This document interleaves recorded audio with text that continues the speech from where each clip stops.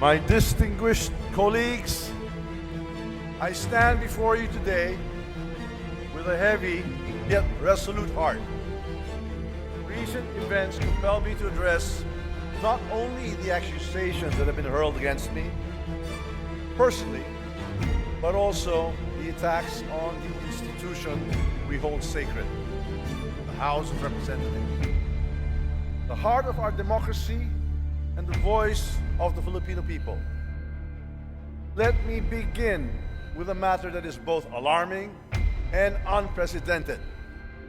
The Vice President of the Republic of the Philippines, Sara Duterte, admitted to contacting an assassin to kill President Ferdinand R. Marcos Jr., First Lady Luis Araneta Marcos, and myself. Let me be clear. Hindi na to biro. Hindi na to normal na panalita. Isa itong direktang banta sa ating demokrasya, sa ating pamahalaan, at sa seguridad ng bayan.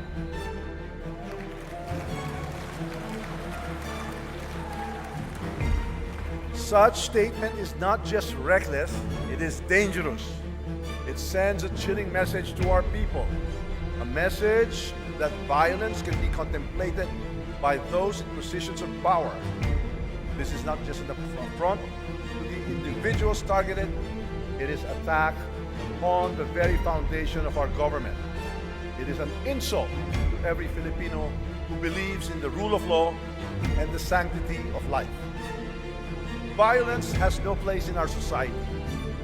It is irreconcilable with the values that have taught and guided us for years. Values of respect and amicable, peaceful conflict resolution. We cannot let this pass as mere rhetoric. The gravity of such confession demands accountability. It demands answers. It demands that we, as the representatives of the Filipino people, take a stand to protect our democracy from any and all forms of threats.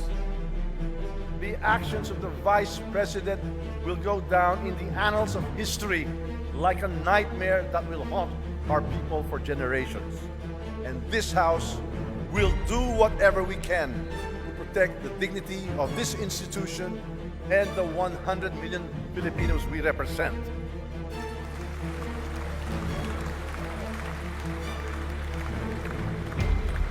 Now, let us address another serious matter. The Vice President's unfounded and baseless accusations that I am plotting to destroy her because of alleged political ambitions for 2028 elections. My colleagues, these accusations are not only untrue, they are a desperate attempt to distract from the real issues at hand. Malinaw ang katotohanan.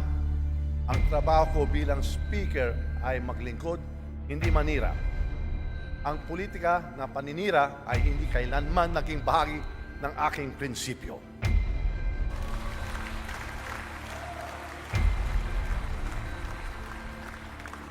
My focus has always been on fulfilling my responsibilities as Speaker of the House, leading with utmost integrity, untarnished by division and self-interest, and guided by the principle that every action and decision I take must always be for the benefit of the Filipino people.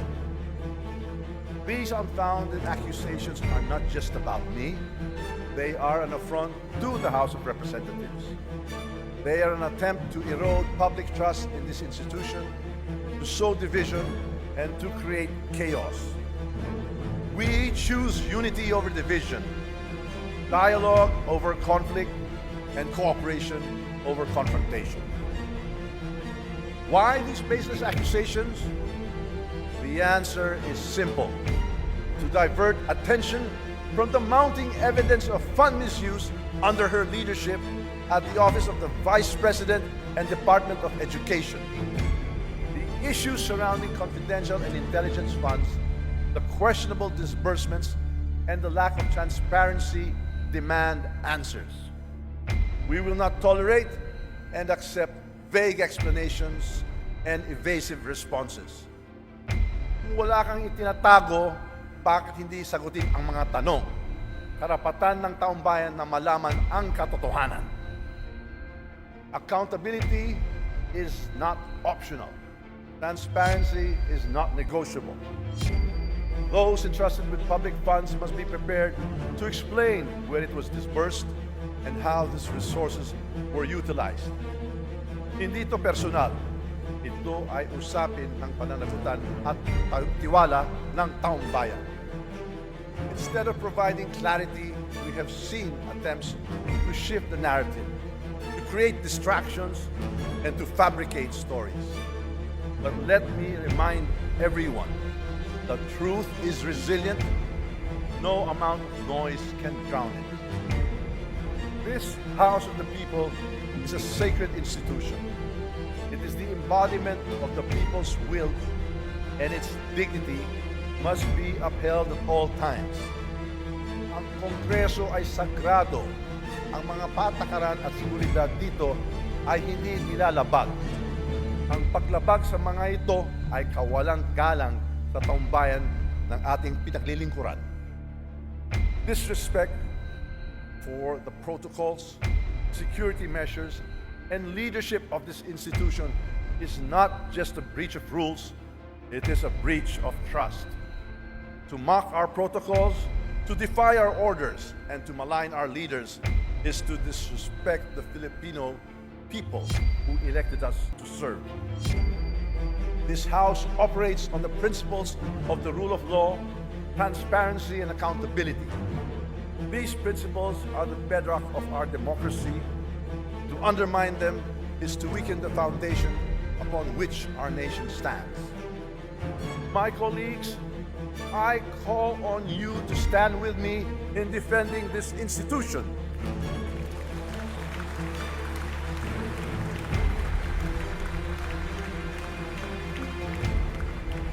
Ipaglaban natin ang dignidad ng Kongreso. Ipaglaban natin ang katotohanan. Ipaglaban natin ang ating demokrasya.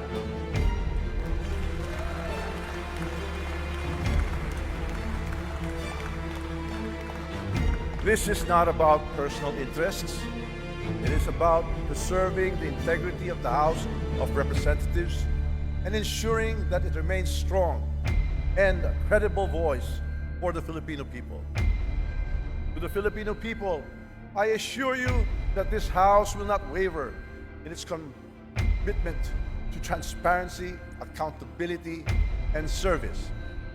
We should not allow individuals to ruin this great nation with their manipulative tactics, their troll armies, or their few blind followers.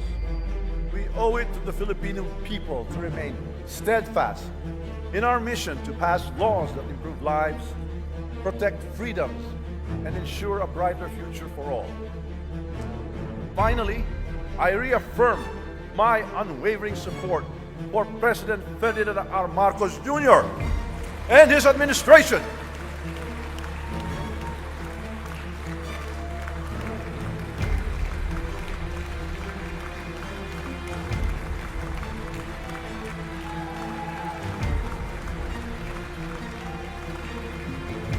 Together, we will continue to advance the reforms and policies that will lead us to economic recovery,